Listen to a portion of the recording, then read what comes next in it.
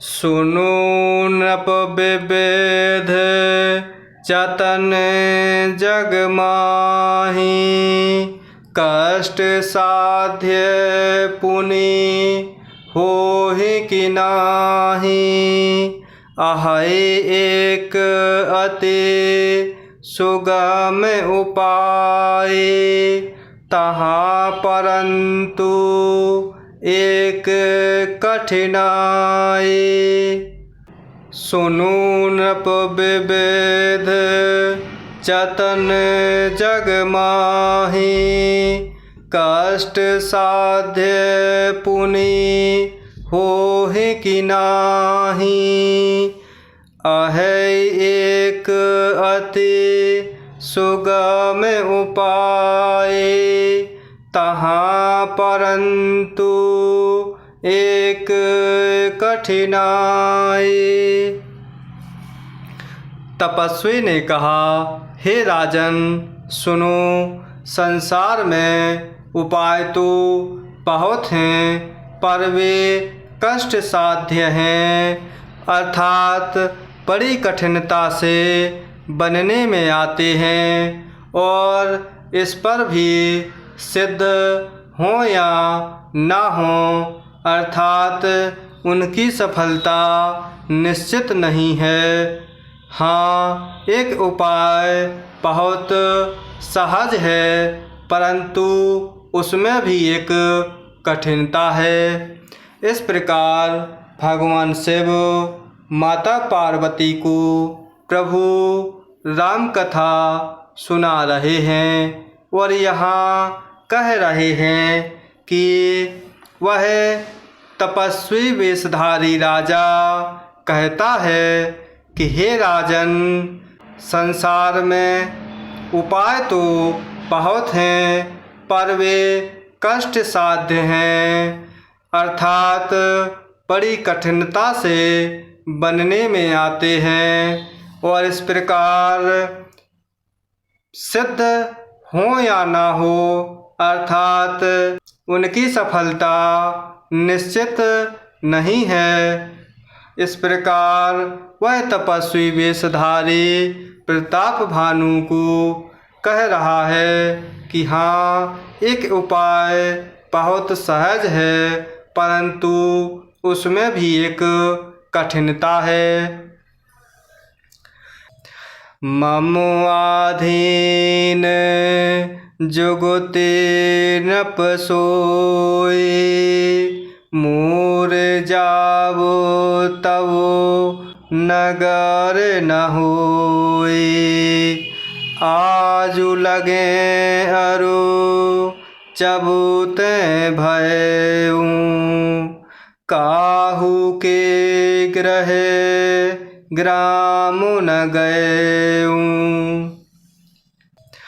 मम आधीन जुगुति नृप सोई, मूर जावो तवो नगर न होई।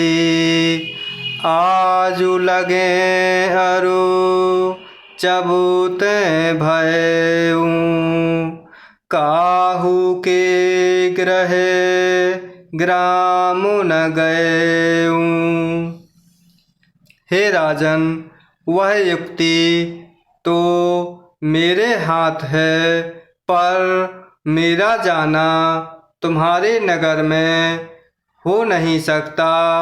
जब से पैदा हुआ हूँ, तब से आज तक मैं किसी के घर अथवा गांव नहीं गया।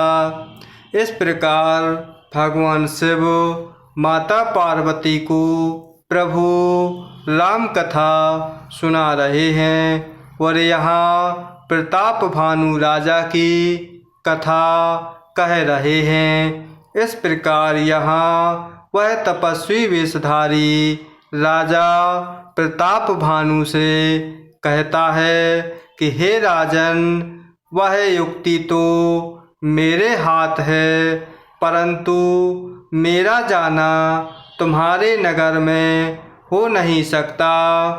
इस प्रकार मैं जब से पैदा हुआ हूँ तब से आज तक मैं किसी के घर अथवा गांव नहीं गया हूँ। जौं न जाऊँ तब होय अकाजो, पना आए असमंजस आजो। सुनि महेश बोल्यो मृदुबानी, नाथ निगम असे नीति बखानी।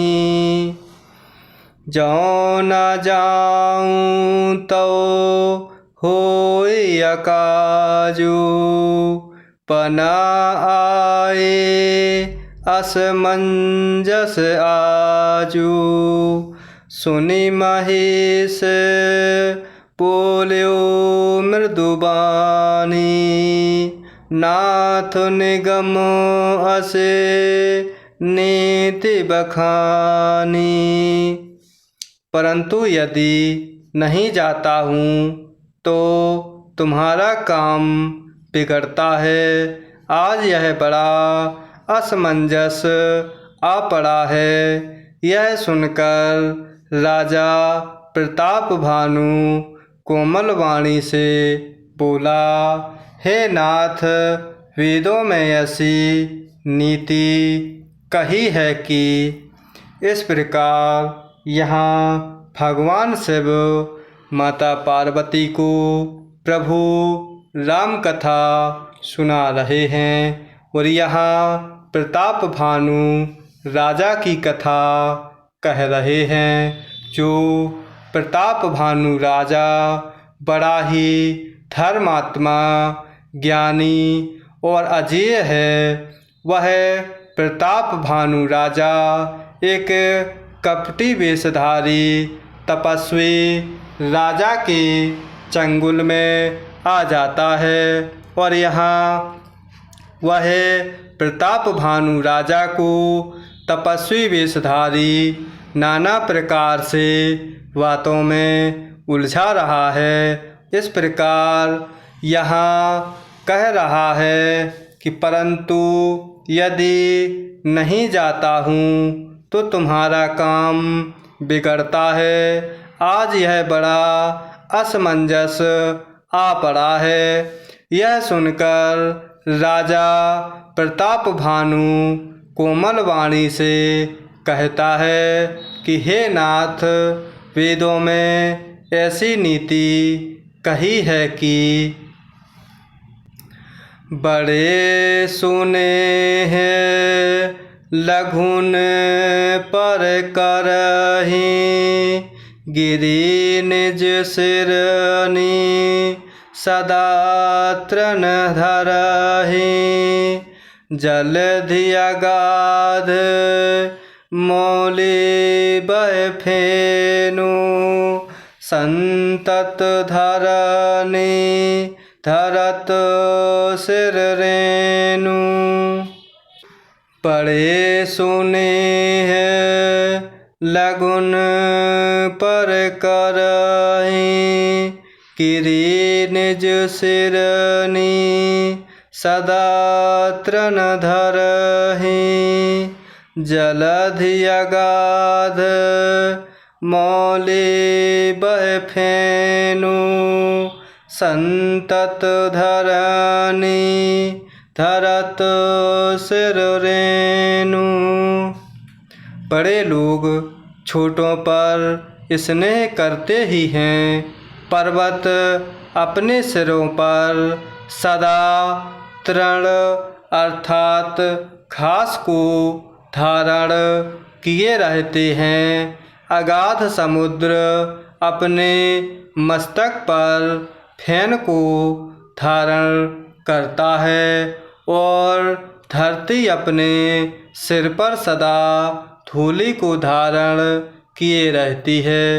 इस प्रकार यहाँ भगवान शिव माता पार्वती को प्रभु राम कथा सुना रहे हैं और यहाँ प्रताप भानु राजा तपस्वी वेशधारी राजा से विनयपूर्वक कहता है कि बड़े लोग छोटों पर स्नेह करते ही हैं। पर्वत अपने सिरों पर सदा घास को धारण किए रहता है। अगाध समुद्र अपने मस्तक पर फेन को धारण करता है। इसी प्रकार धरती अपने सिर पर सदा धूलि को धारण किए रहती है। अस कहि गहे नरेश पद, स्वामी होहु कृपाल। मोहि लागे दुख सहे, प्रभु सज्जन दीन दयाल। अस कहि गहे नरेश पद, स्वामी होहु कृपाल। मोहि लागे दुख सहे, प्रभु सज्जन दीन दयाल।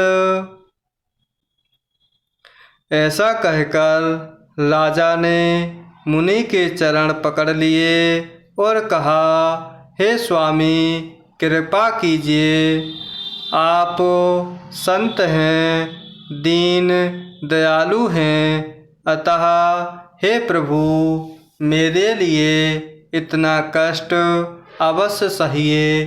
इस प्रकार यहाँ भगवान शिव माता पार्वती से प्रभु राम कथा कह रहे हैं और यहाँ प्रताप भानु राजा की कथा सुना रहे हैं।